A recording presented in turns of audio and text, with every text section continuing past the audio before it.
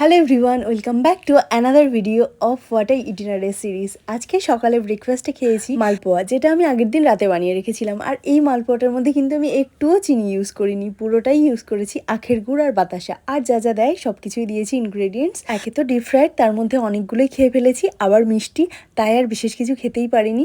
একেবারে চলে এলাম লাঞ্চ করতে। আর এই ভিডিওটা কিন্তু বেশ কিছুদিন আগেকার, এটা হচ্ছে শ্রাবণ মাসের একটা সোমবারের ভিডিও। লাঞ্চে বানিয়েছিলাম সব রকম সবজি দিয়ে খিচুড়ি।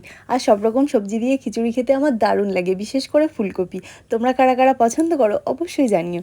আর তার সাথে করেছিলাম কুমড়ো ভাজা। প্রত্যেকবারে পালন করা হয় না, কিন্তু এবারে শ্রাবণ মাসের সোমবারগুলোতে চেষ্টা করেছি নিরামিষ খাওয়ার। লাঞ্চে যেহেতু খুব সাদামাটা খাবার খেয়েছি, তাই ভাবলাম ডিনারটা একটু জমিয়ে করি। তাই বিকেলবেলা বানিয়ে নিলাম ঘন দুধের পায়েস। শীতকাল হলেই নলেন গুড়ের, এছাড়া অন্য সময়গুলোতে আমি বাতাসার পায়েস করতেই বেশি পছন্দ করি। তাই করেছিলাম বাতাসার পায়েস, একদম গাঢ় দুধে। পায়েসে একটু বেশি করে দুধ না হলে ভালোই লাগে না। আর গরম পায়েসের থেকে ঠান্ডা পায়েস অনেক বেশি ভালো লাগে, তাই একটু আগেই বানিয়ে রেখেছি। আর রাতের বেলা খাওয়ার ঠিক আগেই বানিয়ে নিয়েছি কলকাতা স্টাইল ক্লাব কচুরি সাথে চানা মশলা। ভীষণ ভালো খেতে হয়েছিল ক্লাব কচুরিটা। এটা আমি ফার্স্ট টাইম বানালাম, আর ফার্স্ট টাইম বানিয়েই পেয়ে গেলাম 10 আউট অফ 10। তো আজকে আমাদের ডিনারের মেনু এটাই ছিল, ক্লাব কচুরি, চানা মশলা সাথে পায়েস। খুব সাধারণ হলেও এই প্রত্যেক কটা খাবারই কিন্তু আমার ভীষণ পছন্দের, বিশেষ করে খিচুড়ি। আর তোমাদের কোনটা জানাতে একদম ভুলো না। দেখা হচ্ছে নতুন ভিডিওতে। সবাই খুব ভালো থেকো, টাটা।